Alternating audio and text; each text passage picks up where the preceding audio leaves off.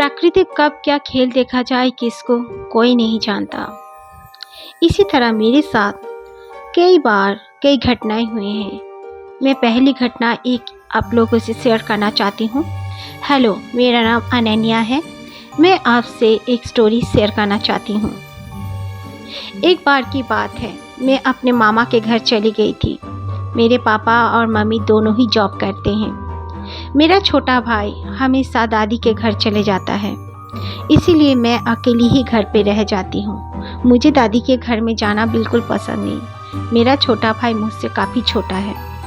खैर, मेरे मामा घर मेरे घर से करीब करीब बस में जाओ तो 2-3 घंटे जैसा लगता है। मैं अपने मॉम को भी नहीं बताई फ़ोन करके, या पापा को भी नहीं। मैंने अपना बैग में थोड़ा सा कपड़ा उठाया और मैं अपने मामा के घर के लिए रवाना हो गई। मैंने मामा को तक फ़ोन करके नहीं बताया था कि मैं आ रही हूँ। मेरे मामा मामी मुझसे बहुत प्यार करते हैं। उनके 3 बेटे हैं, बेटी नहीं है, इसीलिए वो लोग बिल्कुल मुझे बेटी की तरह प्यार करते हैं।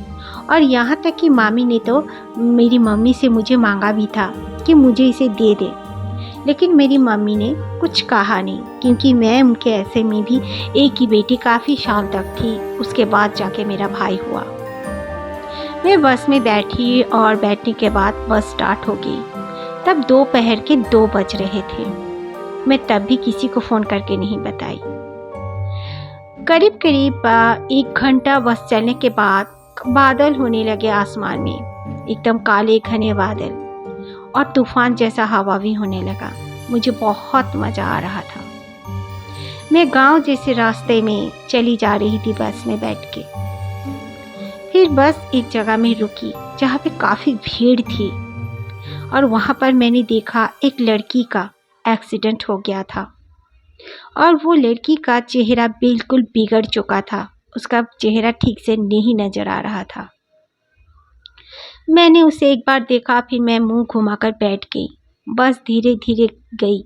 फिर भी बस वहाँ पर 1 घंटे जैसे खड़ा हो गया था। लेट हो गया। इधर ही 2 घंटे हो गए थे और मुझे 2 घंटा पार करना था, फिर मामा का घर पहुँचना था। मामा का घर एक्चुअली में गांव में है, इसीलिए मेरे मामा के तीनों बेटे हॉस्टल में रहते हैं। मामा मेरे खेती बाड़ी करते हैं। मेरी मामी बहुत ही अच्छा खाना पकाती है।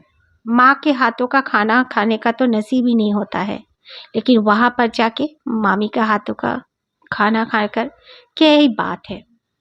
इसीलिए मुझे ज़्यादातर मामी के ओर खींचता है। मैं जा रही हूँ, फिर मुझे थोड़ी नींद आने लगी। मैं थोड़ा सा सो गई थी और बारिश होने लगी थी बहुत ज़ोर से। फिर अचानक से बस एक जगह में बहुत ज़ोर से ब्रेक मारा तो मेरी नींद टूट गई। मैं देखने लगी, कुछ गाय जा रहे थे। अचानक से एक छोटा सा गाय बस के नीचे आने ही वाला था, तो बस ड्राइवर ने उस तरह ब्रेक मार दिया।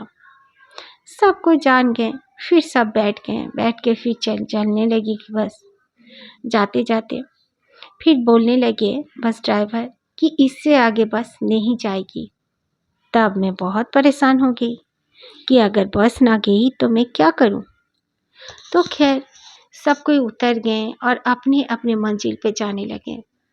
मैं कुछ लोगों को पूछने लगी कि आप लोग किस गांव में जाओगे, लेकिन कोई भी उस गांव में जाने वाला नहीं था। मैं अगर बस से उतर के जाती गांव तो कम से कम मुझे 1.5 घंटे का रास्ता तय करना था। मैंने सोचा ठीक है, कोई बात नहीं। यहीं पे पूरे 7 बज चुके थे और मौसम भी इतना अंधेरा हो चुका था मानो जैसे रात हो चुकी हो। मैं फ़ोन लगाने लगी मामा को, लेकिन मामा का फ़ोन लगने का नाम ही नहीं ले रहा था। मैं काफ़ी डरी हुई थी। फिर मैं आगे की तरफ जब चलती चलती करीब आधा घंटा हो गया, उसके बाद मैंने देखा एक लड़की स्कूटी में करके जा रही है मेरे सामने से। अचानक वो कैसे आई मेरे पास से, कब आ रही थी, मैंने ये सब नहीं देखा था। बस वो लड़की आई और अपनी स्कूटी को मेरे सामने में रोक दिया। रोकने के बाद वो लड़की मेरे ओर देखी। मैंने देखा वही चेहरा था, बिल्कुल वही चेहरा जो कि मैं बस से उसे देखी थी, एक्सीडेंट वाली लड़की को। उसका एक आँख तो बिल्कुल निकला हुआ था और एक आँख ठीक था। मैं देख के चीखना चिल्लाना चाहती थी, लेकिन मेरे मुंह से आवाज नहीं निकल रहा था। मैं क्या करूं कुछ समझ नहीं पा रही थी। फिर अचानक जैसे उस लड़की का चेहरा मेरे जैसा हो गया। हूबहू मैं ही बैठी हुई थी स्कूटी में। मुझे कुछ समझ में नहीं आ रहा था। तब मेरे हाथ पैर जैसे थोड़े से मूव हुए और मैं जोर जोर से चिल्लाने लगी, लेकिन वहां पर कोई नहीं था आसपास में।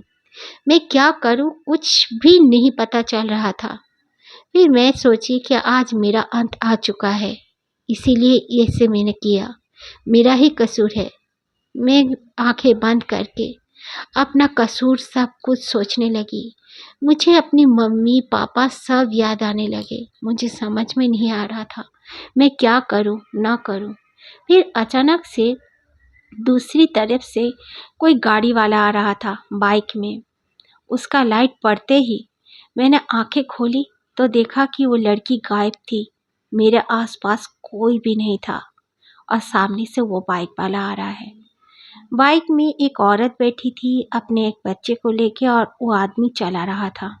वो लोग आके मेरे सामने आके खड़े हो गए और खड़े होकर वो लोग बोलने लगे, इतने रात के इस जंगल जैसे रास्ते में तुम क्या कर रही हो?